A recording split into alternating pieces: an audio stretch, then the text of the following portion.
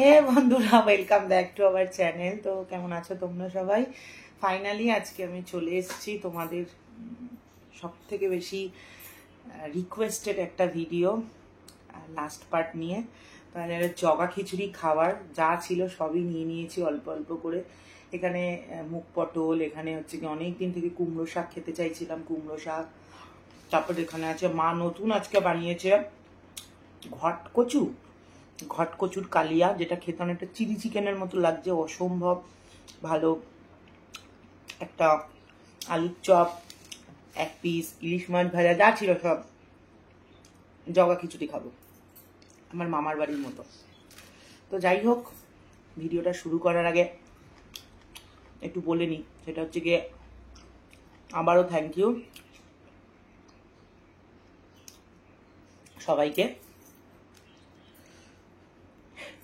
তো চলো, আজকে একদম শেষের দিকে চলে এসেছি, শেষের দিকে শুরু করি। আমি প্রথমে ভিডিওটা বলেছিলাম যে আমার শেষ থেকে শুরুর মতো ব্যাপারটা।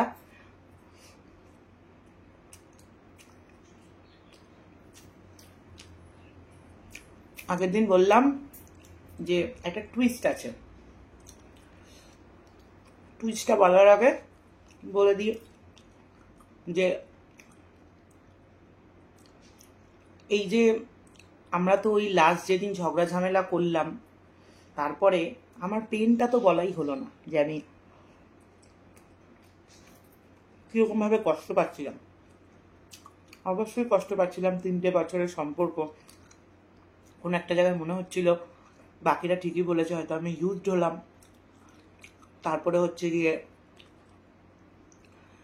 একটা মানুষ এত তাড়াতাড়ি এত সহজে এরকম একটা ছোট্ট বিষয়ের জন্য তো কখনো চেঞ্জ হয়ে যেতে পারে না। এর পিছনে অনেক কিছু আছে, যেটা আমি মাথা বলছিল বুঝতে পারছি, মনটা বুঝতে চাইছিল না। পাগলের মতো ফোন করতাম, পাগলের মতো। মানে আজ তোমরা অনেকে বলেছো পৃথিবীর কোনো একটা জায়গায় কোনো একটা কোনায় বসে সে হয়তো আমার ভিডিও দেখছে। আমি চাই ঠাকুর না করে যে সে আমার ভিডিওটা দেখুক, কারণ সে জানে যে সে সেই সময়টাতে দাঁড়িয়ে আমার সাথে ঠিক কি বিহেভিয়ার করেছে। আমি পাগলের মতো ফোন করেছি, পাগলের মতো সারা দিন ফোন করেছি। একটা ফোন রিসিভ করতো না, রাতের পর রাত ফোন করতাম, সারা রাত ঘুমাতাম না। তখন আমি আমাদের বাড়ির কাজ হচ্ছিল, আমি দিদার বাড়িতে থাকতাম। রাত্রির বেলা রাতের পর রাত জেগে থেকে ফোন করতাম, কোনো দিন ফোন ধরেনি। তারপরে তোমার যে কমন ফ্রেন্ডটার কথা বললাম, মিস্টার এ, নামটা খুব নিতে ইচ্ছা করছে, কিন্তু আমার সেই সময় রাখছিল, এখন আর ও এক্সিস্টই করে না আমার লাইফে। এরা কেউই আমার লাইফে এখন এক্সিস্ট করে না। তো সে তখন আমাকে তার ফ্যামিলি ওরিয়েন্টেড অনেক কথা বলতো। এবার ধরো, সে যখন মানুষের তো একটা প্রতিক্রিয়া থাকে না, যে তুমি প্রত্যেকদিন কিছু শুনছো, কারণ তখন এই ব্যক্তিটা আমাকে খবরাখবর দিচ্ছে, যার ফলে এর কাছ থেকে আমি খবর পাচ্ছি মিস্টার ডি। তাই জন্য একে আমি কখনো বলতে পারছি না তুমি আমায় ফোন করবে না, তোমার সাথে আমার কোনো কথা নেই বা তোমার সাথে আমার কোনো যোগাযোগ নেই, এটা বলতে পারছি না। তো সে আমাকে তার পরিবার সম্পর্কে কোনো কথা বলতো বা কিছু বলতো, 2 দিন শুনলে 3 দিনের দিন আমি একটা প্রতিক্রিয়া দিতাম। সেই আমার যে প্রতিক্রিয়াটা থাকতো এবং তার যে কথাগুলো থাকতো, সেইগুলো সে মিক্স আপ করে, সেই মিস্টারের তো খুব ভালো বন্ধু মিস্টার ডি, তার ফলে ফ্যামিলি তখন মিস্টার ডি এর ফ্যামিলি তখন মিস্টার এ আর মিস্টার ডি তখন হরিহর আত্মা। তখন তার বাড়িতে তারই প্রভাব, মিস্টার এর ভীষণ প্রভাব। তো সেই ব্যক্তি আমার নাম করে তার বাড়ির লোককে এমন কিছু বলেছিল, যার ফলে তার বাড়ির লোককে যদি আমি কখনো ফোন করেছি, তারা আমার ফোন ধরতো না, বা কখনো ফোন করলে তারাও আমাকে রীতিমতো অপমান করেছে যে ও তোমার সাথে কথা বলতে চায় না বা ও তোমার সাথে সম্পর্ক রাখতে চায় না। তখন আমার খারাপ লাগতো, কিন্তু পরবর্তীকালে আমি বুঝেছি হয়তো তাদের ছেলে কষ্টে ছিল বা তাদের ছেলের কথা তারা ভেবেছে। তো এখন আমার সত্যি কারোর এগেনস্টে কোনো ক্ষোভ নেই, বাট সেই সময়টায় আমাকে প্রত্যেকে মানে আমি খুব খুব খুব খারাপ কষ্ট পেয়েছিলাম। তো এমনকি অ্যানুয়াল আমাদের ফাইনাল ইয়ারের পরীক্ষার সময় আমাদের ভৈরব গাঙ্গুলি কলেজে শীত পড়তো। লাস্ট 2 বছর তার মা আমার মা একসাথে বসতেন, কথা বলতেন, একসাথে আমরা বাড়ি ফিরতাম। ফাইনাল ইয়ারের দিন তার মা আমার মাকে দেখে 10 ক্রোশ দূরে বসে থাকছে এবং আমার মা যদি কাছে গিয়ে কথা বলতে চাইছে সেটা অ্যাভয়েড করে চলে যাচ্ছে এবং সে আমাকে দেখলে মুখটা ফিরিয়ে চলে যাচ্ছে। এটা যে কি অপমানজনক ব্যাপার ছিল যে 3টে বছর এত মানে হলাহলি পিরিত, হঠাৎ করে সকলে দেখছে যে ও আমায় দেখে মুখ ফিরিয়ে চলে যাচ্ছে। এটা মানে ভীষণ একটা মানে আমার কাছে তখন আমার মনে হয় যে সেই সময়টাতে না আমার খুব ইগোতে লেগেছিল ব্যাপারটা। এখন তাই মনে হয় যে যে আমাকে এরকম ভাবে ডাম করলো। কোনো একটা জায়গায় ভালোবাসা যদি 60% থাকে তাহলে 40% আমার ইগোতে চলে এসেছিল ব্যাপারটা। তো এরকম করে চলছিল। তো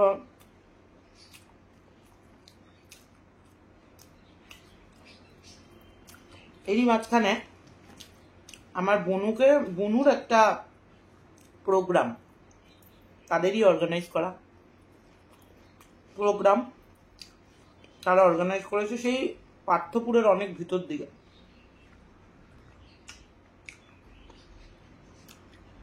সরি, তার কোনো একটা স্টুডেন্টের বাড়ি বা বাগান বাড়ি সামথিং কিছু একটা হবে। সামনেটা প্রচুর স্পেস করা, সেখানে তারা একটা রবীন্দ্র নজরুল জয়ন্তী অনুষ্ঠানে আয়োজন করেছে। সেখানে আমাদেরকে বলা হলো যেতে, যেহেতু আমি আমার বুনুর নাচের সমস্ত কিছু দেখতাম, আমি আমার বড় বুনু আর আমার দিদার বাড়িতে একজন থাকতেন সবসময়, অঞ্জু বেশি, ছোট বুনুকে নিয়ে আগে গেছিলাম আর আমার কাকি আর বড় পিসি পরে আসছিল, কারণ ছোট বুনুকে রেডি করানো ছিল।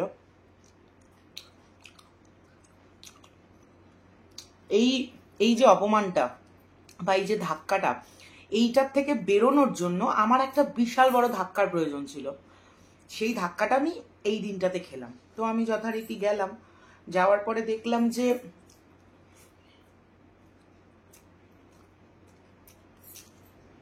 এর আগে যতবারই আমার বুনুকে রেডি করানো হয়েছে ততবারই আমি সামনে থেকেছি বা গেছি।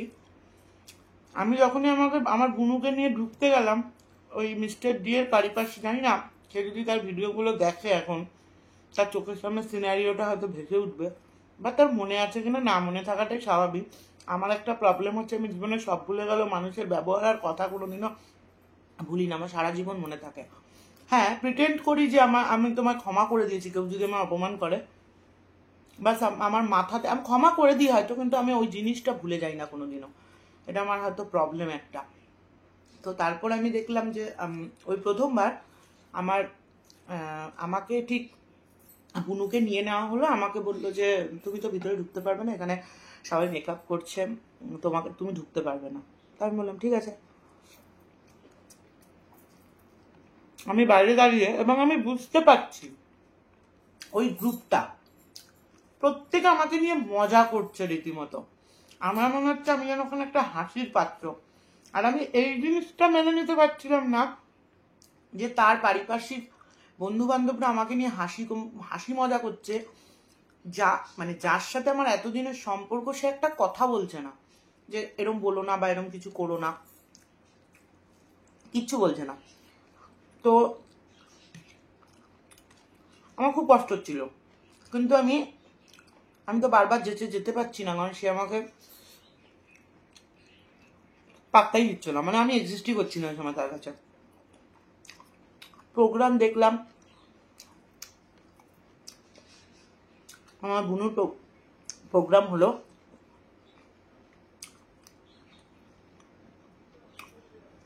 কাঁদতে কাঁদতে বাড়ি এসছি আমি, সেদিন বাড়ি আসলাম। আমার ইচ্ছে ছিল সেদিন লাস্ট একবার ওর সাথে কথা বলবো, যদি আমার ফোনটা ধরে, যে আমার সাথে যেটা করলে সেটা ভালো করলে না, আমি মনে হয় এত বড় অন্যায় করিনি। তো আমি ফোন করলাম, এতদিন ধরে ফোন করে যাচ্ছি, কোনোদিন ফোন ধরে না। তো আমার আনএক্সপেক্টেডলি, আমি জানি, মানে আমার এক্সপেকটেশনই নেই, আমি জানি ফোন ধরবে না। প্রায় 11:30 12:30 বাজে ফোনটা ধরলো, যাকে আমি ফোন করেছি তার জায়গায় ফোন ধরলো আর এক বন্ধু, ওই মিস্টার এ। ফোনটা ধরলো, ফোনটা ধরার পরে আমি বললাম যে আমি ওর সাথে কথা বলতে চাই। বললো কথা বলবে না। তারপরে যা যা বললো সেগুলো আমি আর এখানে বলতে পারবো না, মানে এগুলো বলা যায় না। আমাকে নিয়ে বলেনি কিন্তু, যে আমাকে গালাগালি দিয়েছে বা খারাপ কথা বলেছে, সে না। অনেক কথা বললো, অনেক। আমি বললাম যে ওই সময় দাঁড়িয়েও আমি ওই কথাগুলো বিশ্বাস করলাম না। আমি বললাম ঠিক আছে, আমি একবার মিস্টার ডি এর মুখ থেকে শুনতে চাই। বললো আমি বলছি তোর হয়ে কথা, ও কথা বলবে না কোনো। আমি বললাম কোথায়? বলে আমার পাশেই আছে। এবং আমি শুনতে পাচ্ছি যে স্পিকার অন করে কথা বলছে এবং মিস্টার ডি আশেপাশ দিয়ে কথা বলছে। আমি আমার ওটাকে ভবিতব্য বলে মেনে নিলাম এবং প্রচন্ড অপমানিত হলাম, এবং এটা বিশ্বাস করে নিলাম যে আমি যেহেতু ইনিশিয়েটিভ নিয়ে গিয়েছিলাম তাই আমি বলির বাঁকড়া হয়েছি বলে। সেদিন আমার এত অপমানিত বোধ হয়েছিল, তারপরের দিন থেকে আমি আর যোগাযোগ করিনি। এরই মধ্যে আমি চাকরি মানে আমার গ্র্যাজুয়েশন পরীক্ষা দেওয়ার পরে রেজাল্ট বেরোনোর আগে আমি চাকরি পেয়ে গেছিলাম। তোমাদের বলেছি যে আমার এক পরিচিত দাদা ছিল, সে আমাকে চাকরি দেখে দিয়েছে। যখন আমি জয়েন করেছিলাম 3,500 টাকা মাইনেতে জয়েন করেছিলাম, কিচ্ছু জানতাম না। আমি ভিডিও করতে বসলে আমার ফোন আসে, দাঁড়াও। তো তারপরে চাকরি পেয়ে গেলাম। তো চাকরি পাওয়ার পরে আমি একটা মেসেজ করলাম ওকে যে আমি চাকরি পেয়ে গেছি, আজকের পর থেকে আমি আর তোমাকে ডিস্টার্ব করবো না বলে আমি ডিটাচ হয়ে গেলাম ওর থেকে। এবার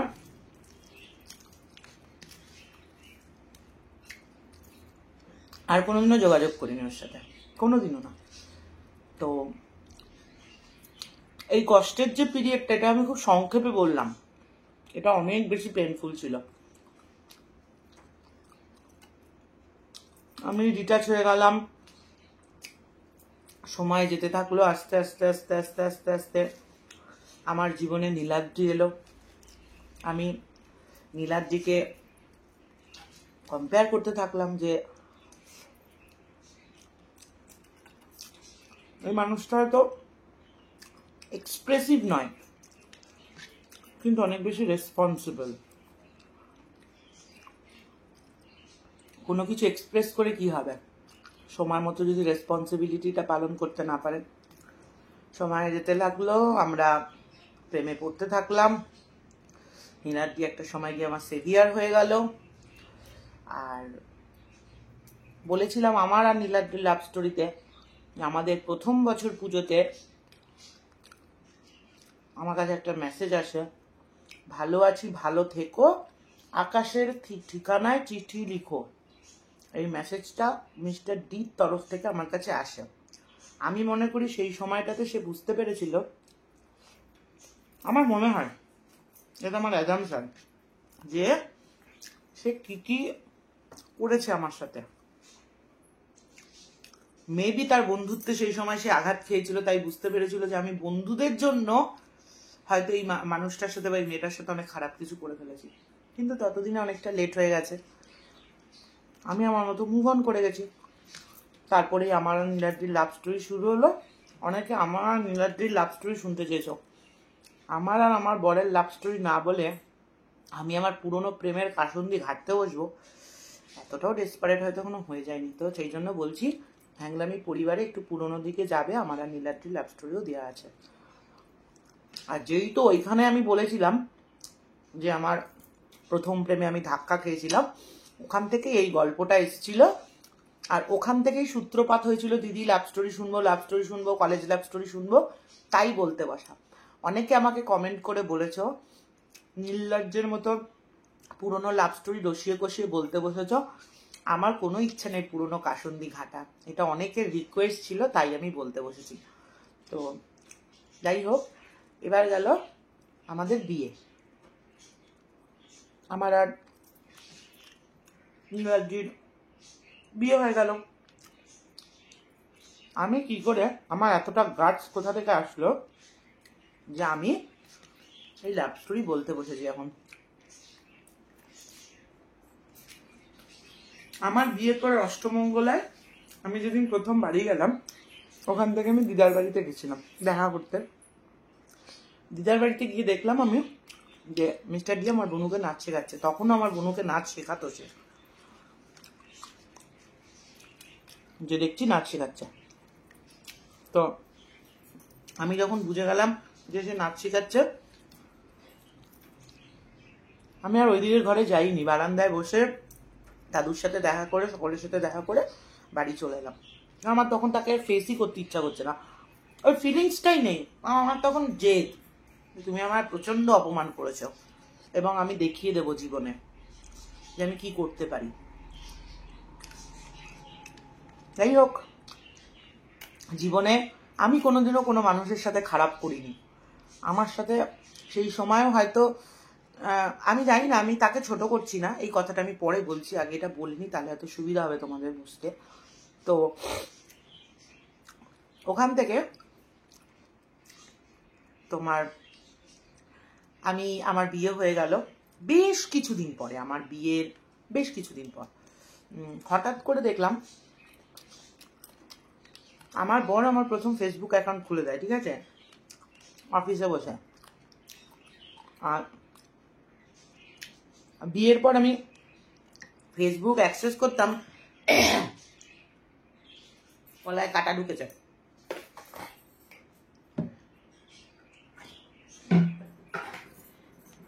বিয়ের পর আমি ফেসবুক অ্যাক্সেস করতাম, আমাদের নীলাদ্রির, আমাদের ঠিক ঘরের এই কোণটাতে একটা পিসি ছিল যেখানে তোমার গেম খেলতো নীলাদ্রির ভাই দুজনে।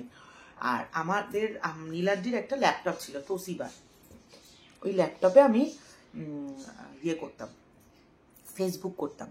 কারণ আমাদের সেই সময় থেকে ওয়াইফাই ছিল, সেই সময় থেকে অ্যালায়েন্সের বা হ্যাঁ অ্যালায়েন্সেরই ছিল সেই সময় থেকে। আমি ল্যাপটপে করতাম ফেসবুক, অত ভালো পারতাম না।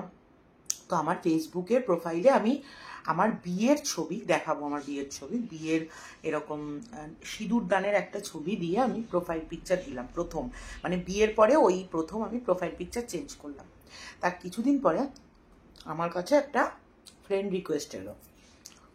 তো আমি খেয়াল করিনি, ঠিক আছে। বাজারে যাওয়ার আগে তখন আমরা মুভি ডাউনলোড করতাম টোরেন্ট থেকে, মনে আছে? টোরেন্ট থেকে একটা মুভি ডাউনলোডে বসে আমি আর নীলাদ্রি বাজারে যাচ্ছি। বাজার থেকে এসছি, তো আমার ফেসবুকটা অন করা, বাজার থেকে এসছি, নীলাদ্রি দেখছে মুভিটা ডাউনলোড হয়েছে কিনা, দেখতে গিয়ে দেখছে ফেসবুকে একটা ফ্রেন্ড রিকোয়েস্ট, নাম বাবা এক্ষুনি বলে দিচ্ছিলাম নামটা দেখে নীলাদ্রি বলল যে তোমার বন্ধু তোমাকে ফ্রেন্ড রিকোয়েস্ট পাঠিয়েছে। আমি বললাম ডিলিট করে দাও। মানে ডিলিট করবে কেন, অ্যাকসেপ্ট করো। তো আমি বললাম কি দরকার আছে, বল করো না। তো ফ্রেন্ড রিকোয়েস্টটা অ্যাকসেপ্ট করলো, আমি না আমার বর। তারপরে ওখানে বেশ কয়েকদিন পরে এরকম আমি ল্যাপটপ থেকেই যেতে অ্যাক্সেস করতাম, ল্যাপটপটা নীলাদ্রিরই ছিল, একটা ওখানে একটা মেসেঞ্জারে একটা মেসেজ এলো, মেসেঞ্জার বা মেসেজ যাই হোক, মেসেঞ্জারে পুরানো সেই দিনের কথা ভুলবি কি রে হায়, সবকটা ক্যাপিটালে লেখা, পুরোটা মেসেজ এলো। নীলাদ্রি একটা অতীব জঘন্য মার্কা জিনিস ওকে সম্বোধন করতো, সেটা নিয়ে বললো এই মেসেজ করেছে। আমি বললাম দেখি কি মেসেজ করেছে। দেখলাম পুরানো সেই দিনের কথা মেসেজ দেখলাম। আমি এরকম থাম পাঠালাম। তো তারপরে মেসেজ ওখান থেকে এলো, কেমন আছো? আমি বললাম খুব ভালো, তুমি? বললো আমিও ভালো আছি। বাহ, খুব ভালো কথা।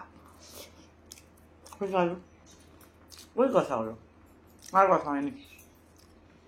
তারপরে আবার বেশ কিছুদিন পরে মেসেজ এলো, সিঁদুর পরে তোমাকে খুব সুন্দর লাগছে, থ্যাংক ইউ। গেল। এই মেসেজ কিন্তু কিছু ডিলিট হচ্ছে না। আমার বর যখনই আসছে ল্যাপটপ খুলছে, দেখতে পাচ্ছে যে এইসব মেসেজগুলো আছে, কোনো কিছু লোকানো নেই। গেল। তার বেশ কয়েকদিন পর আমার কাছে, আমি অনেকদিন আবার ফেসবুক খুলিনি, আজকে শেষ করে দিই, এটা তুই সময় লাগুক, আর খেতে পারছি না, পেট ভরে গেছে। অনেক দিন হয়ে গেল আমি ফেসবুক খুলিনি। তো তারপরে যখন প্রায় তখন অত ফেসবুক লোকে করতো না। ফেসবুকটা তো হঠাৎ করে 6-7 বছর ধরে পাগলের মতো লোকে ফেসবুক ইউজ করছে। তো হঠাৎ করে প্রায় 1.5-2 মাস পরে আমি আবার ফেসবুক ওপেন করেছি। দেখলাম অনেকগুলো ফ্রেন্ড রিকোয়েস্ট জমা হয়েছে, আর মেসেঞ্জারে অনেকগুলো মেসেজ, অনেকদিন পর দেখেছিলাম। তো মেসেজগুলো চেক করতে করতে করতে করতে করতে আমি কিন্তু ফ্রেন্ড রিকোয়েস্ট তখন এমন ছিল না যে ফ্রেন্ড রিকোয়েস্ট অ্যাকসেপ্ট না করলে মেসেঞ্জারে মেসেজ করা যাচ্ছে না বা কিছু। তো আমি গেলাম মেসেঞ্জারে গিয়ে দেখলাম অনেক মেসেজের মধ্যে একটা মেসেজ দেখলাম, তখন মিস দাস আমাকে মেসেজ করেছে যে হ্যালো, হাই মৌমিতা, আমি তোমাকে চিনি, তোমার সাথে আমার কিছু কথা আছে, তুমি আমাকে জানো না, আমি তোমার সম্পর্কে সব জানি। এই মেসেজটা আমার খুব মানে একটু কিউরিসিটি হলো কি ব্যাপার। বাকি মেসেজগুলো রিপ্লাই না দিল। ওখানে গিয়ে আমি বললাম যে তুমি আমাকে কি করে চিনলে? বললো আমি এই হ্যানা তেনা নানান রকমের কথা বললো। বলার পরে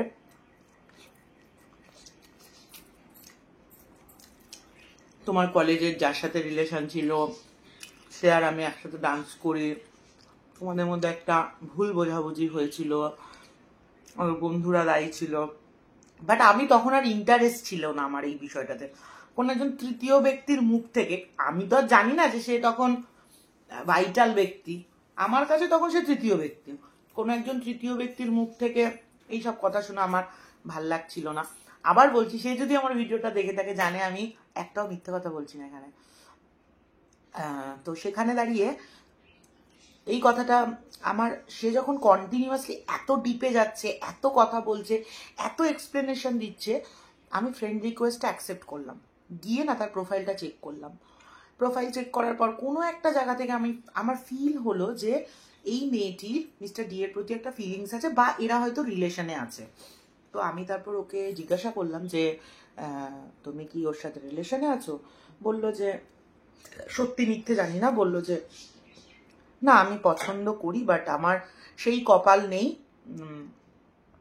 এই উক্তিটা সে দিয়েছিল যে আমি চিরকাল মীরা হয়েই থেকে যাব, তুমি সবসময় ওর রাধা হয়েই থাকবে। ওহ বাবারে, আমি তখন কি বোকা ছিলাম না তখন, আমি ভাবি এখন এসব মনে করলেও ভাবি বাবা। তো ওরা তো ডান্সার মানুষ, ওরা এই সমস্ত এত মানে এত এত ওটাকে কি বলে, এত গদ্য পদ্য ইউজ করে, বাট আমি ভীষণ প্র্যাকটিক্যাল। এখন ভাবলে খুব লজ্জা লাগে। তো আমি তখন তার উত্তরে বলেছিলাম যে হতেই পারে তুমি রুক্মিণীর জায়গা নিয়ে নিলে। তো বললো না, সে কোনোদিনও হবে না। যাই হোক, তখন আমি বুঝলাম যে এই ব্যক্তিটা ওকে পছন্দ করে, বা ও ওকে পছন্দ করে না বা কিছু এরকম একটা ব্যাপার। এরপরে এখানে কেটে গেল বহুদিন পর, প্রায় মাস 1.5-2 পরে আমাকে আমার কন্ট্যাক্ট নাম্বার চেয়েছিল, আমি কন্ট্যাক্ট নাম্বার দিয়েছিলাম মিস দাসকে, আমাকে সে কল করেছিল, আমার সাথে কথা বলেছিল। হঠাৎ করে এমন একটা সন্ধেবেলা আমার তখন নিচের ঘরে আমি রান্না করতাম, ভাতটা বসিয়ে উপরে এসে বসে আছি, আবার ভাতটা দেখতে যাব বলে হঠাৎ করে সন্ধ্যেবেলা ফোন এলো। ফোন আসার পরে আমি ফোনটা ধরলাম, ফোন করে বললো যে হ্যালো মমিতা, তোমার সাথে একজন কথা বলবে। আমি বললাম কে? বলছে ও কথা বলবে, মানে নামটা বললো। এবার আমি না হকচকিয়ে গেছি, মানে আমি ওই সিচুয়েশনটা কিভাবে হ্যান্ডেল করবো আমি বুঝতে পারছি না। আমি ফোনটা কেটে দেবো না বলবো না আমি কথা বলবো না, বুঝতে পারছি না। তো ফোনটা ধরলো। এইবার যখন আমি ফোনটা কানে নিয়ে ও বললো না হ্যালো, এবার আমি তো সবটা ভুলে গেছি। আমি বিন্দাস, আমার বিয়ের প্রথম 1-1.5 বছর আমার দারুণ কেটেছে। তারপরে আমার জীবনে সংঘর্ষ শুরু হয়, মানে মেন্টাল প্রেশার শুরু হয়। তার আগে পর্যন্ত আমার দারুণ কেটেছে, সবারই কাটে বিয়ের পর। আর আমি বিয়ের পর যেহেতু স্বাধীন হয়েছি, আমার দারুণ সময় কাটতো। তারপরে দেখলাম ফোনটা এলো, ফোনটা এবার আমি না পুরো ফ্ল্যাশব্যাকে চলে গেলাম। ফ্ল্যাশব্যাকে আমার প্রেম আসেনি, কিন্তু তার সাথে আমি কি ভালো সময় কাটিয়েছি আসেনি। আমার ফ্ল্যাশব্যাকে আমাকে করা অপমানগুলো এসছে, যে আমার সাথে এইরকম ব্যবহার করেছে, আমাকে এই বলেছে, আমাকে লোকের সামনে এইভাবে হিউমিলিয়েট করেছে। আমার মাথার মধ্যে এইগুলো ঘোরা শুরু হয়ে গেল। এটা যখনই শুরু হয়েছে না, ওই গলা, ওই হিউমিলিয়েশন, এই সমস্ত মনে করেন আমি কেঁদে ফেলেছি। যেই কেটে ফেলেছি তখন এই ব্যক্তিটা বলছেন না আমি কথা বলতে পারবো না, এই কাজে বলে ফোনটা দিয়ে দিয়েছে। তা মিস দাস আমাকে বলছে হ্যালো তুমি ঠিক আছো? আমি বললাম যে হ্যাঁ আমি একদম ঠিক আছি, আমি একটুখানি ফ্ল্যাশব্যাকে চলে গেছিলাম। ঠিক আছে দাও, কি বলবে বলতে বললো। তারপর ফোনটা নিল, পুরনো কাসন্দি ঘাটা শুরু হলো যে সরি আমি বলতে চেয়েছি তোমাকে কিন্তু বলতে পারিনি, যা হয়েছে আমি অন্যায় করেছি, আমার মনে হয়েছিল যে তোমাকে এটা বলাটা উচিত হয়েছিল। আমার কাছে দিনের পর দিন ওরা এটা বলে গেছে, আমি নাকি এখানে ওখানে যাচ্ছি, সেখানে ওখানে যাচ্ছি, নানান রকমভাবে। সেই সময়টাতে আমি আর জাস্টিফিকেশন দেওয়ার প্রয়োজন মনে করিনি, কিন্তু মনের মধ্যে অনেক প্রশ্ন ছিল, অনেক কিছু বলার ছিল, যে তুমি তো এতটাও বাচ্চা নয় যে তোমাকে যদি কেউ বলে যে তুমি কোনো একটা, তুমি যার সাথে রিলেশনে ছিলে সে এখানে যাচ্ছে ওখানে যাচ্ছে সেখানে যাচ্ছে, তাহলে সেটা তোমার ভেরিফাই করা উচিত ছিল। তুমি নিজে চেয়েছিলে তুমি সম্পর্কটা ভেঙে দেবে, তুমি নিজে চেয়েছিলে ওই মানুষগুলোর সঙ্গে তুমি ভালো থাকছো, তুমি ভেবেছিলে ওই মানুষগুলো তোমাকে অনেক স্ট্রং কেরিয়ার দেবে বা অনেক বেশি ফেসিলিটিস পাবে তুমি, তাই জন্য তুমি সরে গেছিলে। আমার সে সময় বলার ছিল অনেক কথা, বাট আমার কাছে যেহেতু সেই সময় আর ওই ব্যাপারগুলো এক্সিস্ট করছিল না, আমি বললাম আচ্ছা ঠিক আছে, নো প্রবলেম, নো ব্যাপার না, কোনো ব্যাপার না, ঠিক আছে যা হয়েছে হয়েছে, কিছু করার নেই, আর মনে কোনো ক্ষোভ রেখে লাভ নেই। তারপর আমি বললাম যে এই মেয়েটি তো তোমাকে ভালোবাসে অনেক, তো তোমরা একটা সুন্দর সম্পর্ক তৈরি করতে পারো। বলল যে হ্যাঁ আমি জানি আমার নতুন কোনো সম্পর্কে যেতে আমার ভয় লাগছে বা কিছু, কিন্তু আমার মনে হয়েছিল যে এও ততদিনে একে পছন্দ করে বা এদের রিলেশনটা তৈরি হয়ে গেছে, বাট মোহর লাগানো বাকি ছিল, শিলমোহর লাগানোটা বাকি ছিল, মেবি ওর পিছনে কোনো কারণ ছিল। কিন্তু ওরা দুজনেই আমাকে তখনও ব্যাপারটা খুলে বলেনি, এবার সেটা ওদের ব্যক্তিগত ব্যাপার। এখন আমি এটাও জানি না যে তারা কি আমার কাছ থেকে পারমিশন নিতে চেয়েছিল, আমি কি যাচ্ছিলাম, বা হয়তো এর মনে কোনো একটা গিল্ট ছিল, এটা হয়তো আমার ক্ষেত্রে হলেও হতো। কারণ যারা কর্মাতে বিশ্বাসী না, তাদের লাইফে যখন ইন ফিউচার কোনো প্রবলেম হয় বা তারা যখন নতুন কিছু শুরু করতে চায়, তাদের মনে হয় যে ব্যাকে আমি কি ভুল করেছি, ওই ভুলগুলো যদি আজকে আমি শুধরে না নিই, তাহলে আমাকে গিয়ে সামনে এরকম করতে হবে। এই যে আমি আমার পরিবারের বেশ কিছু মানুষের দ্বারা নানান রকমভাবে মেন্টাল টর্চার হয় আমার, আমি কি মনে করি বলো তো, ওটা আমার কর্ম। যে আমাকে টর্চার করছে, হতে পারে আমি মানে আগের জন্মে তাকে এত বেশি টর্চার করেছি, তাই সে এই জন্মে এসছে আমার সেই প্রতিশোধটা নিতে, বা আমি এমন কোনো কাজ করেছি যার জন্য আমি এখন সেটা ভোগ করছি, এটা আমার ফিল হয়। তো হতে পারে তারও সেটা মনে হয়েছিল যে তার হয়তো আমাকে বলা উচিত বা কিছু। তো হওয়ার পরে ওই কথা হলো, ফোন রেখে দিলাম আমরা। আমি নীলাদ্রিকে বললাম জানো এরকম এরকম এরকম হয়েছে। বললো ও ঠিক আছে ভালো হয়েছে। তো নীলাদ্রি যে একটা ব্যঙ্গাত্মক ডাকে ওকে ডাকতো, সেটা আমি আর এখন বলছি না। তো তারপরে বহুদিন বাদে ফেসবুকে ছিল, দেখতে পারতাম, আমি পোস্ট করলে দেখতে পারতাম, ও পোস্ট করলে দেখতে পারতাম, বাট আর কোনোদিন কথা হয়নি। তারপরে বহুদিন পরে, ইভেন এখনো আমার ফেসবুকে আছে হয়তো, তো যা কি বলে ফেললাম, তো ও তোমরা খুঁজে পাবে না, চেনই তো না। তারপর তোমার বহুদিন পরে দেখলাম তার প্রোফাইল থেকে একটা ছবি গেল, দুজনের ডান্সের একটা ফটো, যেখানে লেখা ছিল মাই অক্সিজেন, মানে মিস্টার ডি মিস দাসকে ডেডিকেট করছে মাই অক্সিজেন। আমি বুঝলাম যে এরা তাহলে এবার তাদের এদের সম্পর্কটাকে এরা পাবলিক করলো। ঠিক আছে, চলো, খুব ভালো কথা, হয়ে গেল। তার বহুদিন পরে, প্রায় বছর পরে মেসেজ এলো আমার কাছে মেসেঞ্জারে একটা, মিস ডি এর তরফ থেকে, আমি বিয়ে করছি। তা আমার না ডেটটা ঠিক মনে পড়ছে না, 27 নভেম্বর, ডিসেম্বরে তো বার্থডে, আমার মনে হচ্ছে, আমি খুব একটা ভুল করি না, আমি বিয়ে করছি। তো আমি বললাম বাহ, খুব ভালো কথা। এ খুব রোম্যান্টিক ছিল আর খুব সুন্দর কথা বলতো, মানে আসলে শিল্পী মানুষ তো, শিল্পীরা খুব সুন্দর কথা বলে। তা বললো তোমার সাথে দেখা স্বপ্নগুলো আমি অন্য কারোর সঙ্গে সফল করতে যাচ্ছি। হ্যাঁ, আমাদের সময় আমরা স্বপ্নই দেখতাম, এখন তো সব বাস্তবে রূপায়িত হয়ে যায়, মানে সব স্বপ্নগুলো কেমন, স্বপ্ন নেই, সবটাই হয়ে যাচ্ছে। যখন আমরা ছোটবেলায় প্রেম করতাম তখন আমরা গল্প করতাম না যে আমাদেরও ফুলসজ্জে হবে, আমি বেশ শাড়ি পরে আসবো, বসে থাকবো, এটা সবাই গল্প করে। আমাদের সময়টা, প্রেমটা ওই জন্যই এত সুন্দর ছিল, কারণ আমরা স্বপ্ন দেখতাম, যে অপেক্ষা করতাম যে আমাদের ফুলসজ্জা আসবে, বা আমাদের এরকম একটা সুন্দর ব্যালকনি হবে যেখানে আমরা দুজন দাঁড়িয়ে থাকবো, আমার ঘরের কালারটা পিঙ্ক হবে, আমার ব্যালকনির সামনে একটা সুন্দর ফাঁকা জায়গা থাকবে, আমরা এরমভাবে ঘর বানাবো। এরকম সবাই দেখে তো ছোটবেলায় স্বপ্ন, প্রেম করার সময় আমরাও দেখতাম। তো আমাকে সেটাই বললো যে তোমার সাথে দেখা স্বপ্নগুলো আমি অন্য কারোর সাথে সফল করতে যাচ্ছি, আমরা, তোমার জীবন ভালো হোক। আমি বললাম তোমারও জীবন ভালো হোক। তো আমাকে বললো, আমি ওকে বললাম যে বিয়ের ছবি অবশ্যই পোস্ট করো, তোমাকে জামাই সাজে কেমন লাগছে দেখবো। তখন সে আমাকে বলল, আমি তো তুমি যেদিন বউ সেজেছিলে আমি তোমাকে সেদিনই দেখেছিলাম। আমি বললাম কি করে দেখেছিলে? আমার হিমু মামা আর আমার পিস্তত মানে দিদার বাড়ির পিস্তত দাদা নুতুর সাথে ওর কথা হতো, তো তাদের মধ্যে থেকে কেউ একজন আমার ছবি তাকে দেখিয়েছিল। আমি বললাম বাহ, খুব ভালো কথা। তা বললো যে ঠিক আছে, ভালো থেকো। ওই আমাদের লাস্ট কথা হলো, এবং তার যখন বিয়ে হলো তার প্রোফাইলে তার বিয়ের ছবি আমি দেখেছি, বেশ সুন্দর লাগছিল তাকে এবং তার বউকে।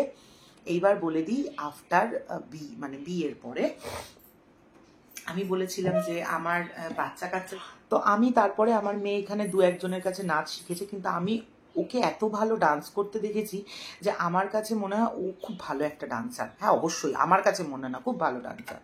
তো তারপরে যখন আমি প্রথম ওকে ফোন করলাম, আমার মেয়ের তখন 4 বছর বয়স, আমি ফোন করলাম বলতে আমি গুগল থেকে নাম্বার নিলাম, নাম্বারটা নিয়ে ফোন করলাম, ফোন করে এটাই বললাম যে স্যার আমি পুরনো পোস্ট অফিস থেকে বলছি, আপনার আমি প্রোগ্রাম দেখেছি, আপনার ডান্স আমার খুব ভালো লাগে, আমার মেয়েকে আমি আপনার কাছে দিতে চাইছি, যদি কাইন্ডলি একটু অ্যাড্রেসটা বলেন।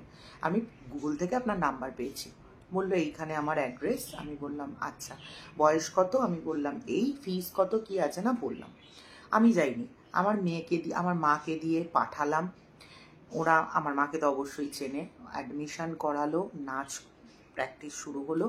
আমি যতদিন আমার মেয়ে ক্লাস করেছে তার মধ্যে থেকে আমি 1 দিন বা 2 দিন গেছি, তাছাড়া আমার মাই নিয়ে যেত, এবং আমি তাকে দেখিও নি। ওই অত বছর পরে আমি তাকে দেখিনি, লাস্ট ওই তখনই দেখেছিলাম, তারপরে আমি তাকে কোনো সামনাসামনি দেখিনি। তো তারপরে আমার নর্মালি যেমন সব স্টুডেন্টদের যেমন ট্রিট করতো, আমার মেয়েকেও সেই রকম ট্রিট করতো। বাট আমার মেয়ে স্যারকে একটু ভয় পেত, কারণ ও ছেলেদের সাথে, মানে ছেলে টিচার তো ওর নেই, কিন্তু ওর ওয়াইফের সাথে ভীষণ অ্যাটাচ ছিল। আর ওর ওয়াইফ মিসেস দাস ঘোষ আমার মেয়েকে ভীষণ ভালোবাসতেন, মানে ভালোবাসা দিয়েছেন, খুব কেয়ারফুলি নাচ করতে। তো তারপরে আমি প্রথম তার সাথে আমার সামনাসামনি দেখা হয় আমার মেয়ের প্রথম প্রোগ্রামে, ওই আইরে ছুটে আয় পুজোর গন্ধ এসেছে। আমি প্রথমবার, আমি নীলাদ্রি, আমার দাদা বৌদি মেয়ে গেলাম। তো আমি এখানে দাঁড়িয়ে একটা ভায়োলেট কালারের শাড়ি পরেছিলাম, বাচ্চাগুলোকে রেডি হচ্ছে, এবং সে একটা মাঝির গেট আপে ছিল, না সরি ভুল বলছি, সে একটা ধুতি আর একটা তোমার একটা স্যান্ডো টাইপের কিছু একটা গেট আপে ছিল, কিছু একটা যাই হোক মনে পড়ছে না আমার। তো সে ওখানে দাঁড়িয়ে, আমি এখান থেকে ঠিকঠাক করে দেখতে পাচ্ছিলাম না, তো হট করে এরকম তাকালাম, আমাদের প্রথম চোখাচোখি হলো, মানে আমরা একে অপরকে দেখলাম, যে বহুদিন বাদে হয়তো আমি ওকে দেখলাম, ও আমাকে দেখলো। তো আমার বর দেখতে পাচ্ছিল না, তো ও আমার বরকে বললো আপনি এদিকটাতে চলে আসুন, এখানটাতে ভালো দেখতে পারবেন। তো আমার বর, এখানে আমার বর দাঁড়িয়ে, এখানে আমার মেয়ের স্যার দাঁড়িয়ে, বাট ওটা আমার মেয়ের স্যার, তখন আমার আর ওই কোনো ব্যাপার নেই। তারপরে আমার মেয়েকে আমি মহালয়াতে একটা প্রোগ্রাম করব বলেছিলাম, দুর্গা পুজোর প্রোগ্রাম, আমি তাকে ফোন করেছি স্যার এবং আপনি, সেও আমার সাথে কথা বলেছে আপনি এবং ম্যাডাম। আমরা এই মেয়ের ডান্স চলাকালীন আমি তার সাথে যে কবারই কথা বলেছি স্যার বলে কথা বলেছি। ম্যাডাম আমার মেয়েকে খুব দেখেন, আপনাকে একটু ভয় পান, ও একটু করতে চায় না। এবং লাস্ট টাইম যখন আমার মেয়েকে আমি নাচটা ছাড়িয়ে দিলাম, তখন ফোন করে বললাম যে স্যার ও একটুখানি এই মুহূর্তে করতে চাইছে না, ওর ইন্টারেস্টটা নেই নাচের প্রতি, এবং ও খুব ভয় পাচ্ছে, ক্লাসে যেতে চাইছে না, তো একটু সময় নিয়েও যদি আরেকটু বড় হয়ে চায় করতে তখন দেবো। বললো আচ্ছা ঠিক আছে, তবে আপনি দেখতে পারতেন ওর ভয়টা কেটে যেত, হয়তো 2 বছর 2.5 বছরে যখন কাটেনি আমার মনে হয় ওর ইন্টারেস্টটা গ্রো করছিল না। তো বললো আচ্ছা ঠিক আছে, বলে বললাম আচ্ছা ঠিক আছে স্যার রাখছি। স্যার, আমি ওনাকে স্যার বলতাম, উনি আমাকে ম্যাডাম বলতেন। ব্যাস এইটাই হলো আমাদের লাভ স্টোরি শেষ পর্যায়ে। ভবিষ্যতে ইন ফিউচার আমি আবারও বলছি, যদি কোনো দিনও আমার মানে উনি যদি আমার ভিডিওটা দেখে আমার ওপর রাগ করে থাকে তাহলে অন্য ব্যাপার, বাট যদি না দেখে আর রাগ না করে আর আমার মেয়ে যদি নাচ শেখে তাহলে আমি আবার ওনার কাছেই নাচ করতে দেবো। কারণ আমার কাছে দেখা কোনো অ্যাজ আ টিচার আমি বলছি না, ডান্সার অনেক ভালো আছে, অ্যাজ আ টিচার মানে মিস্টার ঘোষ এবং মিসেস দাস ঘোষ ভীষণ ভালো টিচার, এবং খুব যত্ন সহকারে তার স্টুডেন্টদেরকে করান, নাচ করান। আনফর্চুনেটলি আজকে যদি মানে কি বলবো, আমার মেয়ে যদি ডান্স শিখতো তাহলে হয়তো আমি বলে দিতে পারতাম নাচের স্কুলটার কথা। আর একটা কথা বলি, যেটা হচ্ছে কি ব্যাপার, আমি জীবনে কখনো কোনো কিছু এক্সপেক্ট করিনি, ঠিক আছে, আমার এক্সপেকটেশন লেভেল কখনো হাই ছিল না, আমি খুব ছোট ছোট ছোট স্বপ্ন দেখি। আমি কখনোই ভাবিনি যে আমার একটা ইউটিউব হবে, যেখানে 1-1.5 লাখ মানুষ আমাকে দেখবে, আমার কথা লোকে শুনতে চাইবে। আমি কখনো সেলিব্রিটি হতে চাইনি লাইফে, আমি একদম মাটি থেকে উঠে আসা একটা মানুষ, এবং ছোট ছোট স্বপ্ন দেখেছি। আমার এই ব্যক্তিটিকে আমার মানে বলার ইচ্ছে যে সেও স্বপ্ন দেখেছিল, আজকে সেও তার স্বপ্নের মতো করে জীবনে এগিয়ে যাচ্ছে, এবং কি বলবো, নিজের লাইফটাকে স্টেবল করছে। তার বেবিটা খুব মিষ্টি দেখতে, আমার মেয়ের থেকে প্রবাবলি একটু বড়, কারণ আমার বাচ্চা অনেকটা বড় হয়েছে। তো শুধু এটাই বলার যে জীবনে এমন কোনো কাজ কখনো করতে নেই যেটার জন্য তোমার সারা জীবন রিগ্রেট করতে হয় যে আমি কেন এটা করেছিলাম। সেটা আমি এই প্রেম পীড়িতের ক্ষেত্রে বলছি না, আমার মনে হয় এটা লাইফের ডিসিশন। আমি এরকম অনেক কাজ করেছি যার জন্য আমি ফিল করি যে কেন আমি ওটা করলাম। এটাই বলার, এই শেষ হয়ে গেল আমার প্রেমের গল্প, ভাইটা প্রেমের গল্প। আর কি, চলো 40 মিনিট হয়ে গেছে, শুনে নাও। আজকেরটা আমার মনে হয় না খুব একটা বেশি ইন্টারেস্ট লাগলো তোমাদের। Tata, bye bye.